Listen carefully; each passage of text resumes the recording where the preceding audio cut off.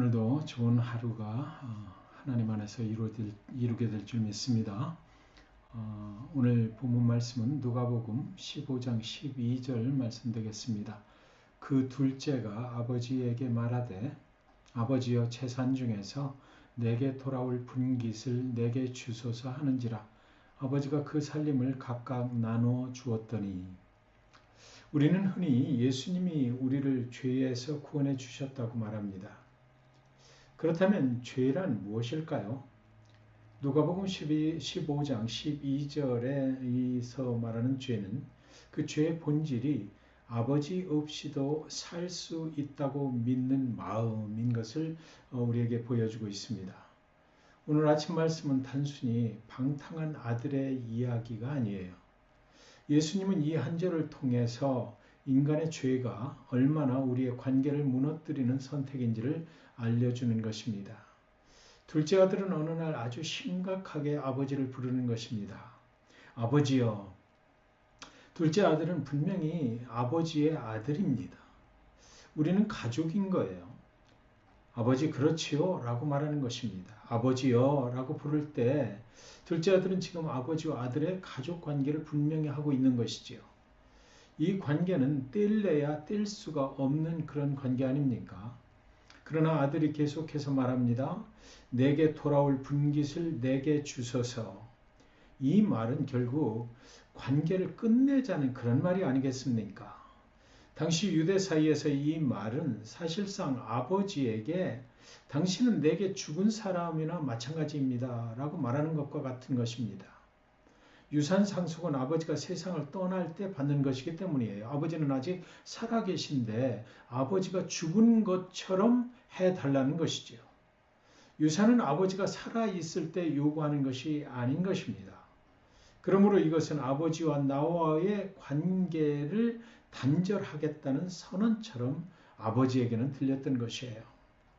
이럴 때 아버지는 분노해야 마땅합니다. 그럴 수 없다라고 말해야 마땅한 것입니다. 그런데 아버지는 분노가 아니라 둘째 아들의 요구를 그냥 들어주셨습니다. 아버지가 그 살림을 각각 나누어 주었더니. 이것은 참으로 놀라운 아버지의 반응이지요. 아버지는 둘째 아들을 꾸짖지 않았어요. 아버지는 둘째 아들을 앉혀놓고 그런 말을 하면 안 된다고 말하지도 않았습니다. 유산을 받아서 집을 나가겠다고 하는 둘째를 붙잡지 않으셨습니다. 둘째의 요구에 아버지는 상처를 받았을 것이 분명한데도 말입니다.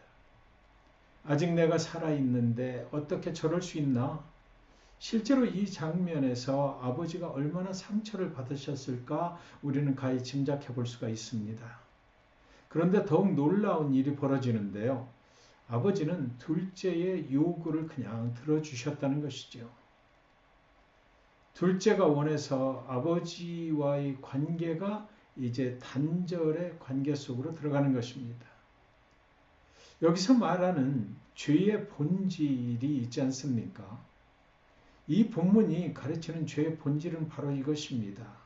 죄는 어떤 나쁜 행동 이런 걸 말하기 이전에 하나님 없이도 내가 살 수 있다라고 믿는 마음, 그것이 바로 죄다라는 것이에요. 둘째 아들은 아버지의 재산은 원했지만 아버지의 임재는 원하지 않았던 것입니다. 한 중년 남성이 말기 암 진단을 받았어요. 의사는 가족을 불러서 마지막을 준비하라고 그렇게 부탁을 했습니다. 그런데 그 남성에게는 오랫동안 연락을 끊은 아들이 하나 있었다고 그래요. 아버지는 간호사에게 이렇게 부탁을 했습니다. 혹시 그 아이가 오면 내가 잠들어 있어도 내 손을 좀 꼭 잡아달라고 전해주세요. 며칠 뒤에 아니나 다를까 그 멀리 떠나있던 아들이 병실에 찾아온 것입니다. 아버지는 이미 의식이 희미한 상태였어요. 아들은 한참을 서 있다가 조용히 말했습니다. 아버지, 사실 저는 아버지가 필요 없다고 생각하면서 살아왔습니다. 그리고 아버지 미안합니다 라고 아버지의 손을 꼭 잡았습니다. 그 순간 의식이 거의 없던 아버지의 손가락이 세미하게 움직이면서 그 아들의 손을 꼭 움켜쥐었다라는 그런 이야기가 있습니다. 아버지는 말하지 못했지만 그 순간 아버지와 아들의 관계는 여전히 살아 있었던 것이지요. 사랑하는 여러분, 어쩌면 우리는 모두 둘째 아들의 마음을 가지고 있지는 않나요?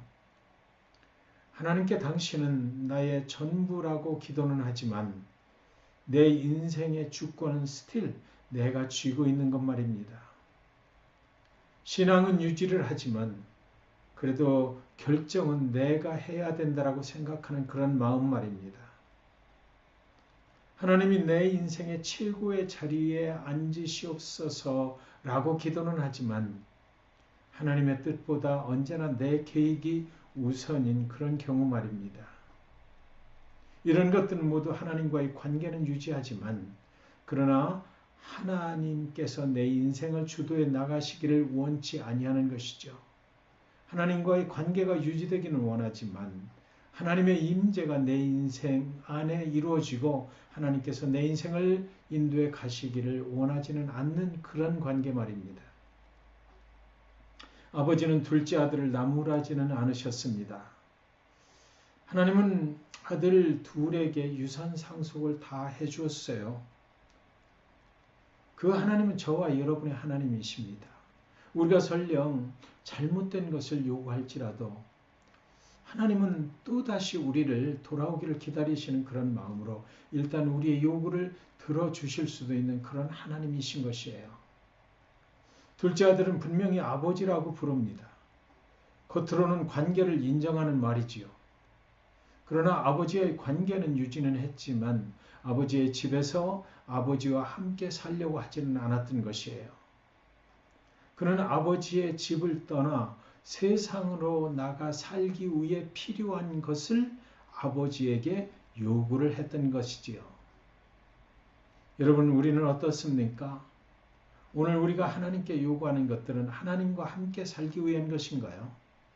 아니면 그 필요가 채워지면 오히려 하나님을 멀리 떠나게 되는 것을 요구하고 있지는 않은가요? 예전에 어떤 형제가 기도의 제목을 내놨습니다. 자기가 하나님께서 응답해 주시면 이런 조그만 비즈니스를 하나 해봤으면 좋겠습니다. 그래서 우리는 함께 기도했어요. 그리고 얼마 후에 정말 하나님이 기적같이 응답해 주셔서 그가 새로운 사업을 시작을 한 겁니다. 근데 그 후로가 문제가 되었어요. 그 형제는 그 후로 그 비즈니스 때문에 너무 바빠서 하나님의 예배에 나오질 못하게 됐던 것입니다. 오늘 우리가 요구하는 것은 정말 하나님과 함께 살기 위한 것입니까?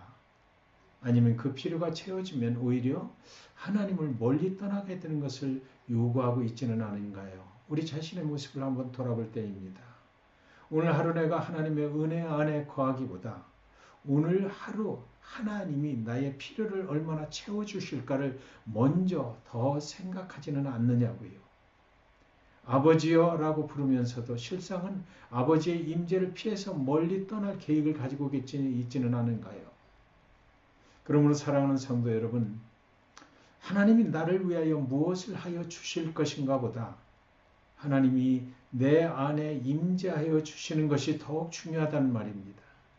그래야 하나님의 뜻대로 살 수 있고 그래야 하나님의 뜻이 내 삶을 통하여 이루어질 수 있기 때문입니다.